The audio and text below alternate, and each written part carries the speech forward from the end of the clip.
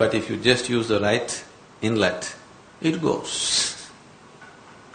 It's because people do not make the necessary effort to find which way. They want to go the way they know. It looks impossible. It is like you're riding a bullock cart, but you want to go to the moon. Somebody gives you a horsewhip and tells you, really whip the bulls, you'll get there. You won't get there. The reason why it's become so difficult is because too much nonsense has been spoken about it. If nobody had said anything about it, many people would have found their way. Too much nonsense has been said about it and a whole lot of confusion created. People have written too many things about it without knowing what it is. People have said too many things about it without having a clue what they're talking about, which has left people absolutely confused. At least, if people shut up, human intelligence is capable of knowing this. Because if you have an uncluttered intelligence, if a human being grows up with an uncluttered intelligence, when I say uncluttered, if your intelligence functions without being identified with anything in particular, then knowing the inner dimension becomes a natural process. Right now, that possibility has been taken away because right from day one, the parents are working hard to get the children identified with their family and their stupid values and whatever. The teachers are working super hard. You okay for a joke? I'm supposed to be serious? No? On a certain day, a bull strayed into the forest. He saw lush green grass and he went grazing, inside. He went deep into the forest. A few days and weeks living there, he grew fat on food and no work. Then an old lion, who was well beyond his prime, was having difficulty hunting the wild animals, saw this fat bull. Easier to stalk and kill a bull than a deer, So he looked for his time and then pounced on him and killed him and ate him up. His stomach became real full. Then with great satisfaction he roared. A few hunters were passing that way. They heard the roar and tracked down the lion and shot him dead. The moral of the story is, when you're so full of bull, you should not open your mouth. But all the time these people are opening their mouth. If they all shut up for some time, it will be very natural for every human being to long to know. Right now they're just destroying that by giving ready-made solutions and all kinds of nonsense to believe in. It is very natural for your intelligence to probe at everything, isn't it? And how can you ignore yourself? You have ignored yourself because they have always made you look up there at some God that they themselves have not seen. Because of this, enlightenment has been transported or exported to heaven. Otherwise, it's simple. It's the most obvious. When you heard of Arjuna. So when Krishna went on talking truth, Arjuna said, "Where the hell is this truth that you're talking about? Where is it? Because if I ask you, is it here, you say no. If I ask you, is it there, you say no. At another time, if I ask you, is it here, you say yes. If I ask you, is it there, you say yes. What is this nonsense? Where is it? Tell me where is it, I'll go get it." He's a warrior, So Krishna laughed and said, "The ultimate truth about life is at the tip of your nose." Now there are many schools of yoga who are intensely focusing on the tips of their noses. You try focusing on the tip of your nose, within 2 minutes you'll get a headache, you will not get enlightened. So all he's saying is it's the most obvious. The problem is it's here, but your senses are set there. So you just need a little bit of turning around, that's all. Is this line back to the Bible about many being called but few chosen. It seems like a very unfair spiritual process. It's like a very undemocratic process. So the line, I think, is about many being called but few chosen. I would say many being called but few choose.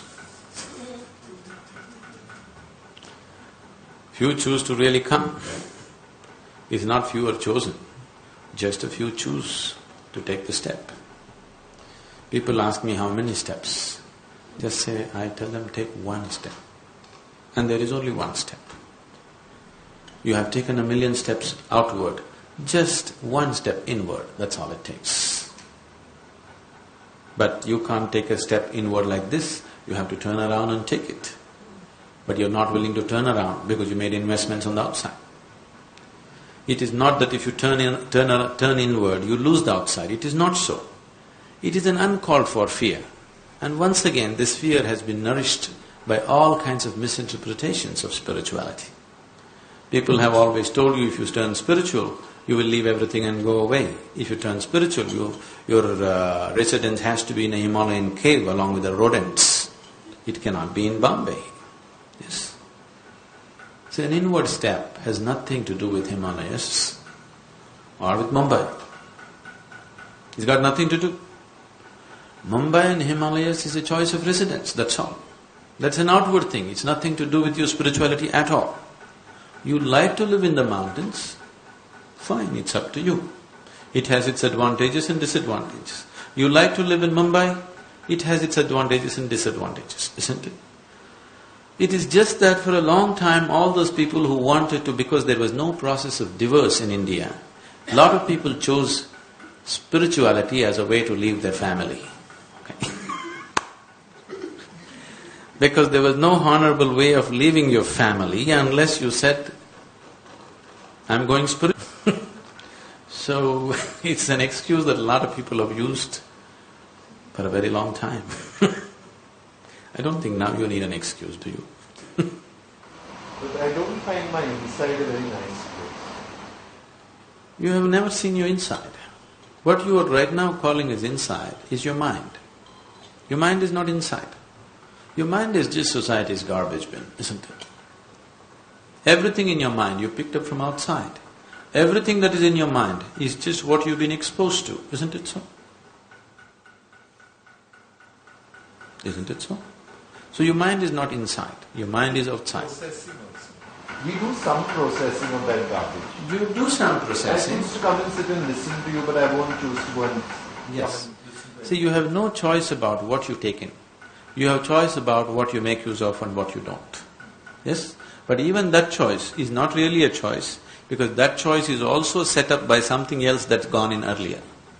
So you really have no great choice about it. Everything, the content of your head and the content of your body, both were collected from outside, isn't it so? You understand what I'm saying? This body you slowly accumulated. How? Just by eating food, isn't it? The content of your mind also you accumulated, just by your exposure and the impressions of what enters you through the 5 agencies. And these 5 agencies that you're using to collect the impressions of life around you, they are not reliable at all. When I say they're not reliable, one thing is, people have always told you, seeing is believing. Seeing is not believing. You know very well, everybody sees what they want to see, isn't it? Does everybody see the same thing? No, everybody sees what they want to see. Everybody does not see what is there. And going more fundamental into the very process of vision itself, even that's not reliable. Why is this so? That even something so fundamental is questionable is, sense organs were opened only to serve survival. They are sufficient instruments of survival. But if you're seeking something beyond survival, now you're talking enlightenment, which is not a survival process. Once you're looking at something beyond survival, then sense organs are no good. You have to have another dimension of perception. So the whole process of spirituality is just about enhancing your perception. Unfortunately, if I use the word spirituality, people think they'll have to do Ram Ram or go sit in the temple or in the church or mosque, or they have to give up their food, or they have to give up their clothing or something. It's not about that, it's about enhancing your perception. The only way to know is by enhancing your perception. Everything else is just belief, isn't it? And what you believe is immaterial, because if we work hard enough on you, we can make you believe any damn thing. We know that very well. We just have to work hard enough on you. We can make you believe the weirdest of things in the world if we work upon you right from your childhood, isn't it so? Haven't you seen enough of life around? You know that. So what you believe, whatever it may be, is of no existential value. It may have social value. When you talk about enlightenment, you are not talking about social or personal dimension of life. You're talking about an existential dimension of life. If you have to be open, if you have to know life in an existential way, the only way is to enhance your perception, not by thinking it up, not by philosophizing, not by discussion, not by believing. Only with enhanced perception can you receive life, can you know life. There is no other way to know life. So enlightenment means a heightened level of perception in an ultimate way. If your perception is full on, you receive everything that can be received and know life in its totality. We would call that enlightenment. Now that you asked, how does it feel? Let me try to work around that.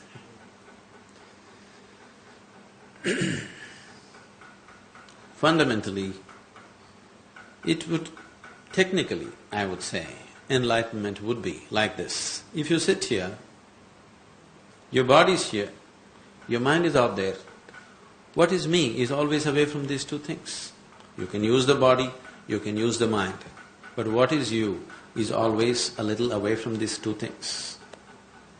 If you look at life's experience, the biggest limitation upon you right now is your body and your mind. But the only two possibilities in your life are also your body and mind. Yes? The only possibility to exist here is just your body and your mind. At the same time, the biggest limitations upon you are also your body and mind, isn't it? The source of all suffering that any human being may know is his body and mind, isn't it so? Is there any other suffering?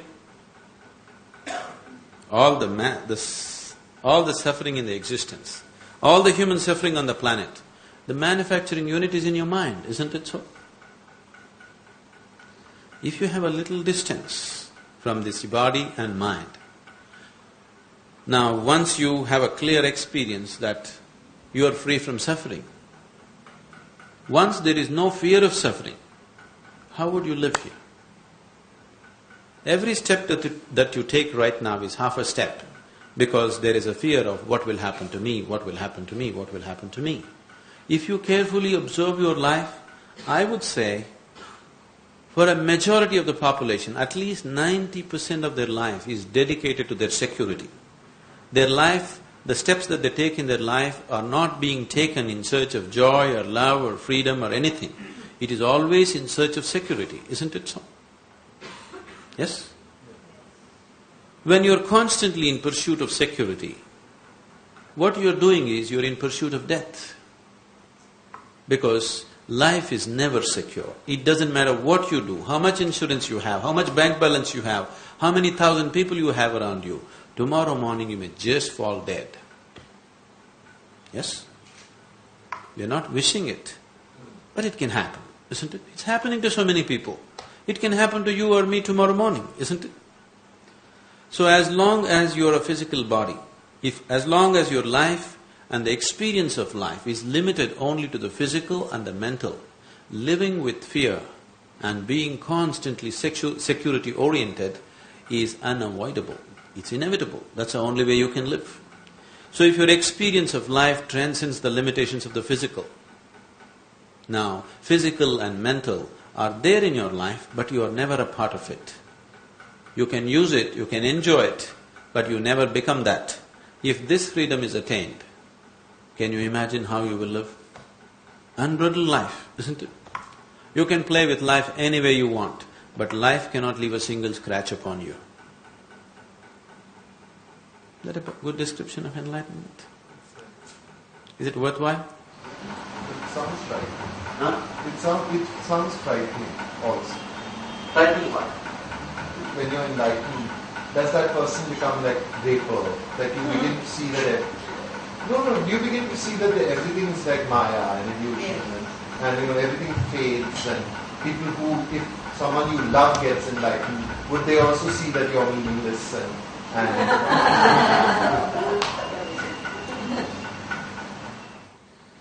You should ask people around me whether I love them or my involvement with them is more or less than anything that they have known in their life with anybody. With thousands of people, I am very deeply, passionately involved.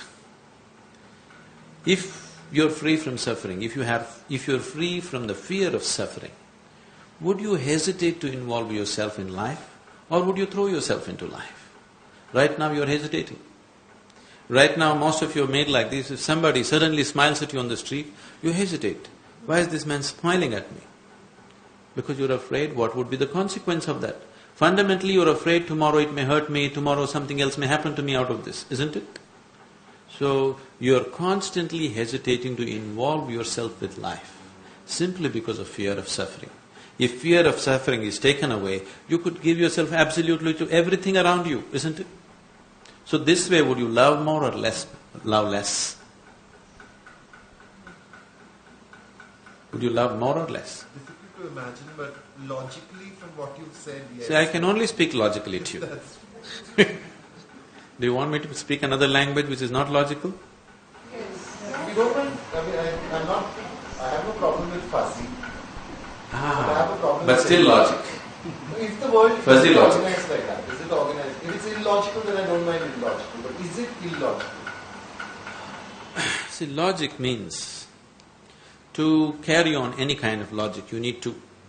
You need you and me to have a logical speech. When you say enlightenment, you're talking about one. Now, the modern science is a logical development. But today, physics has reached a point where it's no more logical, because the scientists have made too much investment in logic and they're unwilling to admit that they're turning illogical, they're giving the name fuzzy logic to their illogical nonsense. They're afraid to admit that their logical ways have no further scope to pursue science. That's the reason these kind of words have been coined. If you're fuzzy, how can you be logical? Tell me. To be logical, you must be like a knife, isn't it so? Yes or no? If you want to be logical, you must be like a knife, cutting everything into pieces.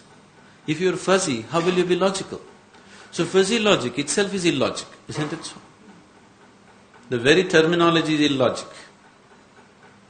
So right now, science is beginning to realize that logical way of approaching things is limiting. It cannot take you beyond a certain point. It's a good realization. But they have made so much investment in the logical, they're afraid to turn around and say that or do something else, because then all that you've worked on may become meaningless, like you're saying, it may become Maya. So if it is Maya, what's your problem seeing that? I have not said this, okay, this is not my statement.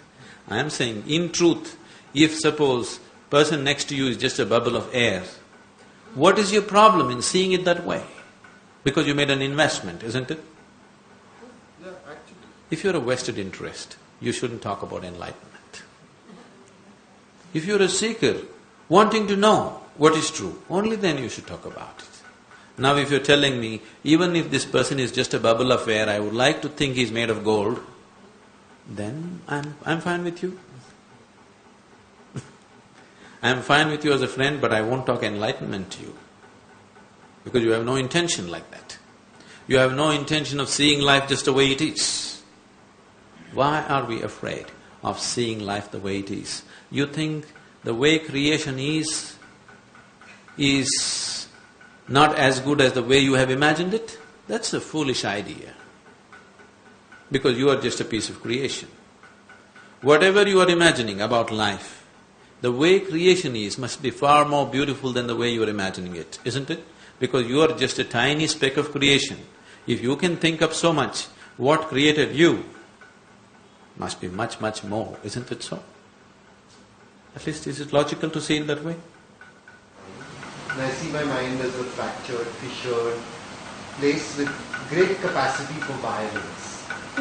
And therefore, extrapolating from that, my inventor could well have been demented. And the whole world, the whole of creation might not be benevolent. And that frightens me. So that's why I want him to be not a bubble of air.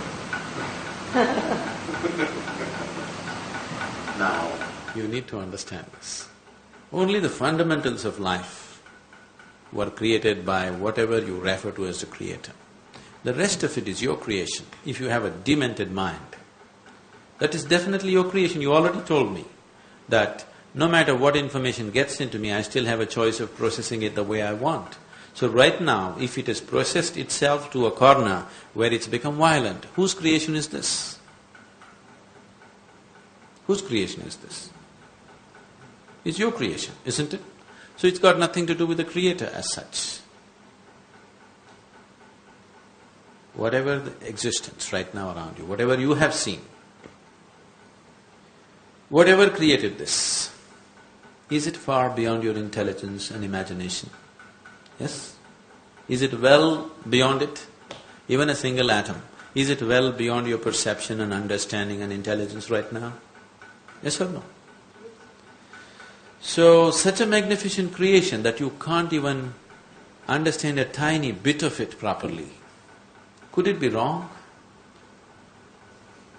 This right and wrong is your idea, isn't it?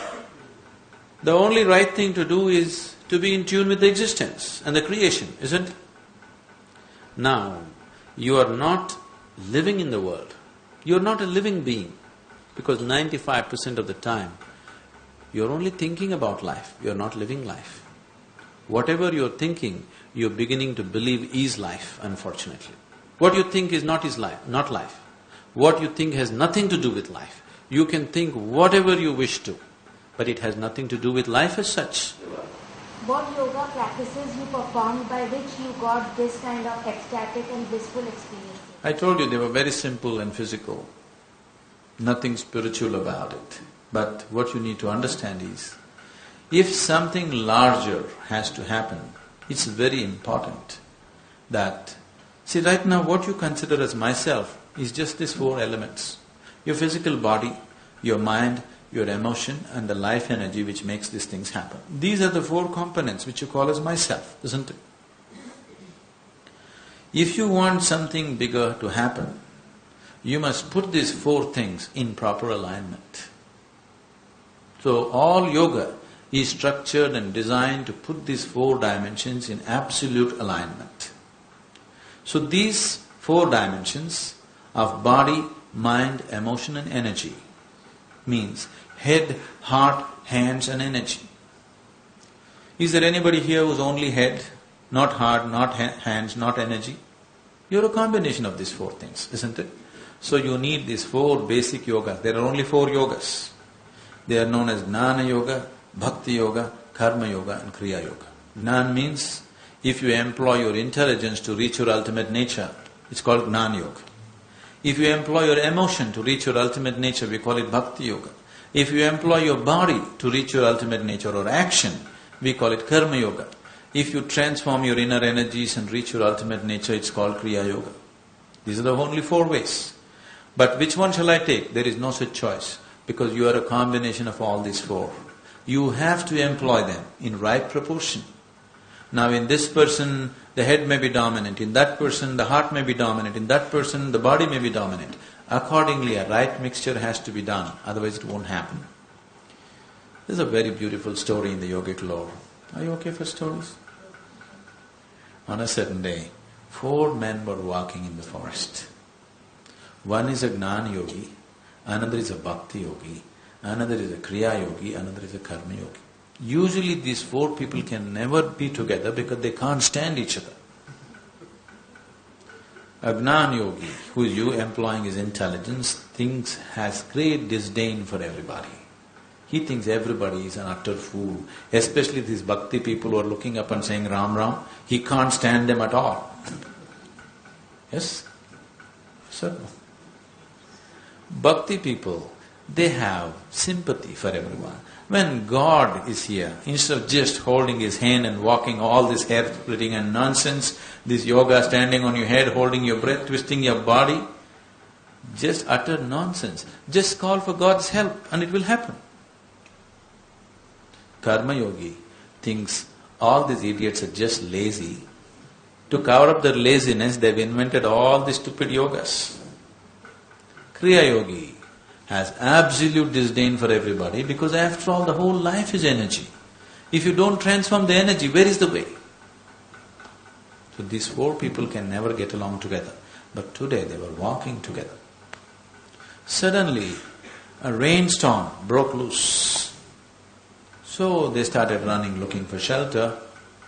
Because the bhakti yogi knows the geography of temples, he said, in this direction in the forest there's an ancient temple, let's go there and get some shelter.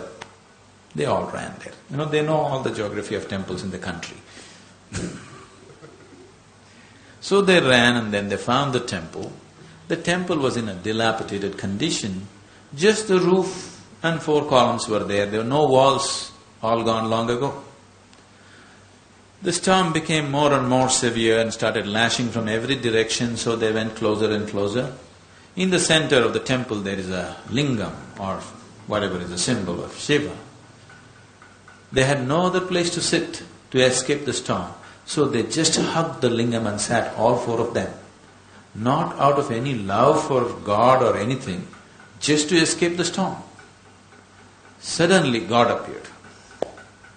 In all their 4 minds, the immediate question was, why now? So much yoga we did, so much sadhana we did, you did not come. Just now, when we are just trying to escape the storm, here you are, why? So God said, at last you 4 idiots got together. I've been waiting for this moment for a long time. This is the biggest problem. If these 4 dimensions are not in alignment, nothing big can happen. You're trying to drive your car, one wheel pointed this way, one wheel pointed this way. You know what a torture you will be? That is the torture right now that you see in people. Their mind is this way, their heart is this way, their body is somewhere else, their energy is somewhere else. How do you expect them to travel smoothly to any destination for that matter? Yoga, what we are referring to as inner engineering, is just to align these 4 wheels in such a way that you travel smoothly. Right now, you're in the direction of hell, it doesn't matter. Once your car is going well, you can just make a U-turn in no time, isn't it? But you have this torture of a vehicle where 4 wheels are pointing in 4 different directions. Which way will you go? You cannot go any way. You will just get sucked in and pushed by situations. Your direction is not decided by you. Your direction is decided by the situations in which you live. That is the life of a slave, isn't it? Why is there so much talk of the human being's enlightenment? And why is the human being being given so much choice to be selfish and not be useful, like everything else is in the universe? See, even the earthworm is not thinking of being useful. Earthworm is also greedy for his survival. He wants to eat as much as he can, he wants to reproduce as much as he can. With what little he knows, he is very selfish. Yes? But his selfishness, we are taking advantage of it in some way to our selfishness. So all creatures, they are structured in such a way, they are not thinking of serving anybody. Don't think the tree outside is thinking of giving flowers to you, it's just trying to reproduce. Yes? It is trying to attract the bees and the birds and reproduce. It is not trying to give flowers to you to do puja in your puja room or wear it in your hair or smell it and feel wonderful about it. It is not at all concerned about you. It is striving for its survival and reproduction, isn't it? Isn't it so? You are giving it all kinds of meanings in your head. But all life, every creature, a plant, animal, insect, worm, is only striving for its survival. But because the creation is such that one striving for survival eats up another one and makes another one survive out of that, the whole process is a chain and it happens. You know the food chain and all that stuff. Why human life needs so much attention is because we are human beings. Earthworms may be having a meeting right now talking about their enlightenment, okay? But their methods won't work for you. Because we are human society, we are sitting here and talking about human enlightenment. So it's not just that we are paying so much attention to our lives, they are also paying enormous attention to their lives. They are not ignoring their lives. But what is the distinction is, animal life is still compulsive. In yoga, we look at life as happening in 3 different dimensions. This is called Mruga, Manusya and Deva. That means animal nature, human nature and divine nature. Animal nature is well established. Divine nature is very well established. What you call as human is not established. This moment you can be godlike, next moment you can be like a brute. You are swinging between the two. Sometimes you are near to this, sometimes you are near to that. Isn't it so? Look at yourself and see in 24 hours' time how many swings you make. This moment you're wonderful, next moment you're nasty, next moment you're beautiful, next moment you're ugly. Isn't this happening to you? Yes? So you're constantly swinging. There is no such thing that you can point out and say, this is human nature. Humanity is a flux. They can become anything they want. No other animal has this freedom. So this life, which was in that compartmentalized animal nature, has now evolved into a status where it is no more restricted, it can become anything it wants. This is a freedom, but this is what human beings are suffering right now. What people are suffering is not their bondage, what people are suffering is their freedom. That's why it's so tragic. If you're suffering your bondage, that is fine, but you're suffering your freedom. See, if your life was fixed up like animal nature, you wouldn't be suffering so much, isn't it? For example, let's say a tiger is born. He is not sitting there and planning and calculating how to become a good tiger. Just find enough food, he will become a good tiger. Yes? Gobble up as much food as you can, he will become a good tiger. He has no such fears and insecurities, will I become a tiger, will I end up as a house cat? These kind of problems don't exist for him. You are born as a human being. To become a good human being, how many things you have to do? And still you don't know. After all this, you still don't know where you belong, isn't it so?